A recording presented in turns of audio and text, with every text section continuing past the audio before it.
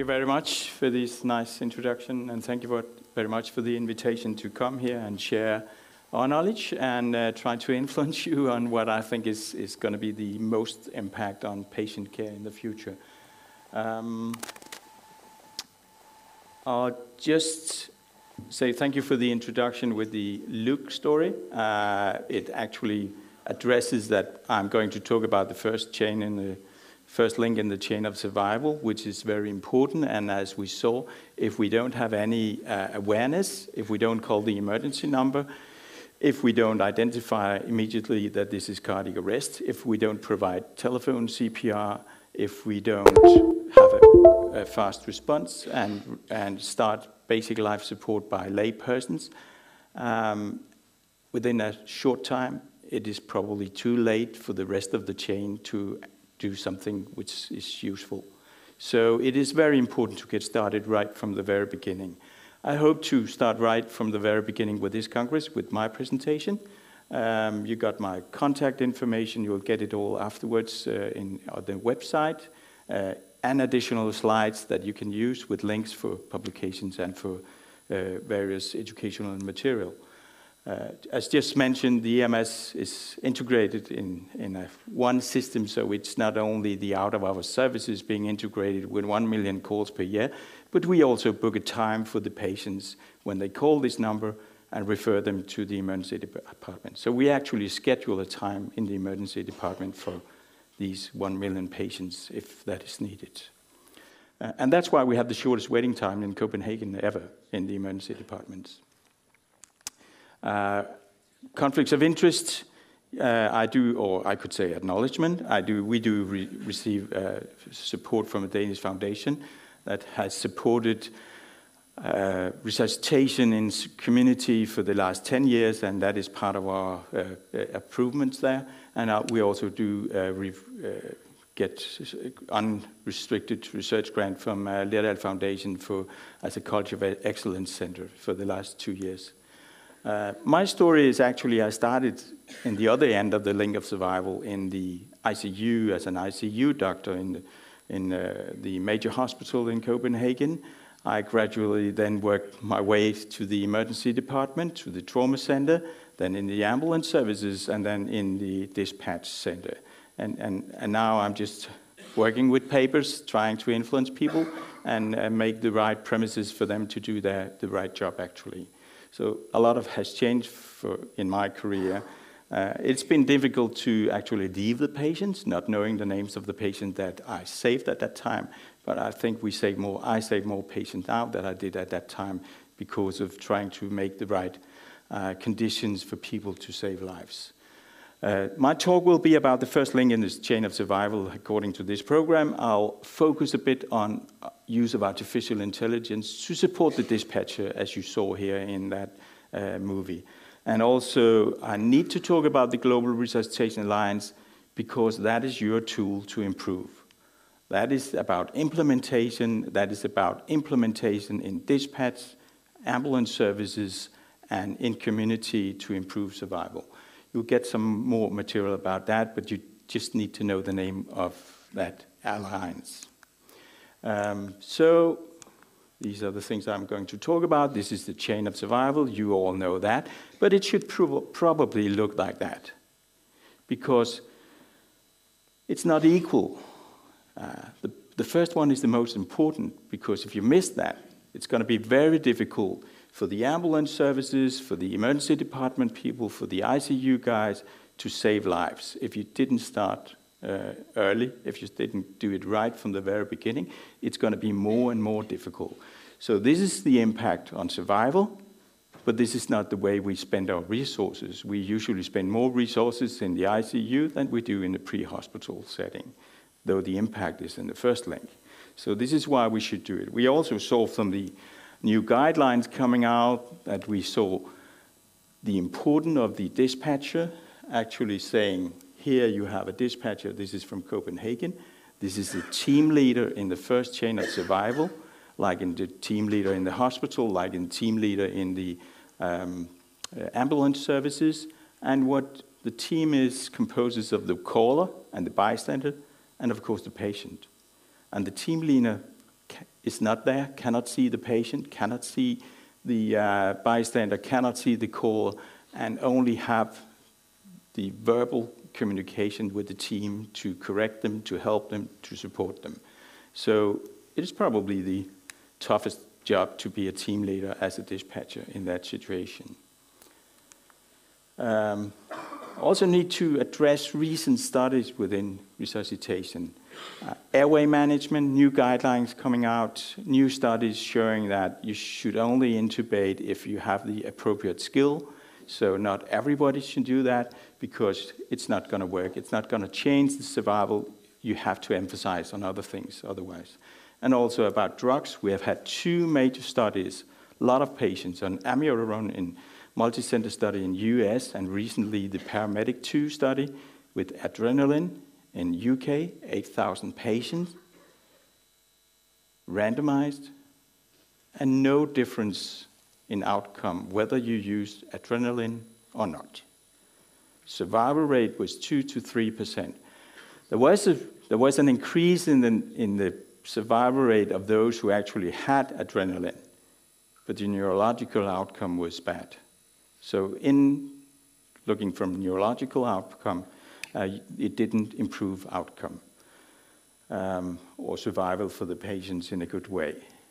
This can be discussed a lot because what we saw in that study was that drug was administered 21 minutes after the cardiac arrest. You might have a drug that is a miracle, but it doesn't work when the patient is in the grave. And it probably doesn't work when the patient is in 21 minutes along the road. So we have to rethink what we're actually doing in the first minutes and when to do the drug and airway management and other skills there. So probably, as we will hear in this program today, is that the soft skills, I don't like to call it that, the non-technical skills, or I even want to call it the critical skills is even more important. That is how we communicate, that is how we work together. So just what was in that publication was actually that the number of patients needed to treat to have survival using adrenaline was 112. You need to treat 112 to have 1 survivor with adrenaline. But early recognition, as we saw in the video, only requires 11. CPR performed by bystander only requires 15 patients to be treated, and early defibrillation only requires 5 to be treated. And that means that if you combine these last 3, it's probably every second patient that you can save if you do it right from the very beginning. We know that from Copenhagen, a study, first really big study with 20,000 patients from our cardiac arrest registry. We looked at survival throughout the years. It increased, and it increased due to bystander CPR rate increased tremendously. And this is not about mathematical percentages. 148 survivors in this year, 515. So there's a huge difference there. Huge difference, not only in percentage, but also in actual lives saved. Did they go back to work? Did they return to work? Yes, 75% of those being at work at the time they had the cardiac arrest returned back to work. So this is very encouraging for what we're doing. New study came out last year, 2 years ago, it was actually in New England Journal of Medicine, following up all these patients, seeing what was the most important impact that was done. That was bystander CPR, and that was using an AED early in the pre-hospital setting. Reduced the number of patients with bad neurological outcome, and also the final outcome for good neurological outcome. So this was in New England Journal of Medicine. So lessons learned is actually that it takes a system to save a life. It takes a team, it takes a system to save a life. Resuscitation is a teamwork throughout the chain of survival. Start with the first link, that's the most important. That's where you have the biggest impact on patient survival, and try to engage the bystander and the community as much as possible. You do that here in Amsterdam and in Netherlands, and that is nice, and we also work for culture of excellence within the system, within your own team. but within the system as a whole. So we try to do that. We try to do what you're also doing in Amsterdam, setting up the system. Mark Wilson is going to talk more about Good SAM, and we have that as a randomized controlled trial in Copenhagen. And that is one way to do it. But what we know also is that only 1/3 of the cases are actually identified by the bystander or by the caller as a cardiac arrest. Like in this case, she thought it was a fall, but it was a cardiac arrest, in my opinion. So only 1/3 is identified as cardiac arrest by the caller. 2/3 are identified by the medical dispatcher. Not in this case, unfortunately, but it's difficult. But only 2/3. And ending up by having bystander CPR initiated in about 65 in Denmark, 70%. The highest I have seen have been 18%, but we still miss about 25 or 20%. So we thought that how can we increase bystander CPR? We can do that by the dispatcher, but we still miss about 25%. Why? So we set up a study, CCTV in public places, look at videos collected in public places where we saw a cardiac arrest. We looked at that, and we were quite surprised what was going on. First of all, because a lot happened before they made the call. We didn't realize that, how people react to cardiac arrest. They don't identify it as cardiac arrest because they've just been on a CPR course, which is quite different. A phantom, a doll lying there, they know it's cardiac arrest. They react as if this is a book they're reading. This is not reality, how we teach people to react. And the other thing is actually that when we had the call, we were very surprised that the conversation going on was, when we just listened to that call, it sounded very right, as if they were doing the right thing, getting the right instructions. But actually, when we combined it with the video, it was two different worlds. They didn't see what was going on. They didn't get the right information, and they didn't provide the right instructions because they only had the communication, and a lot of misunderstanding were going on.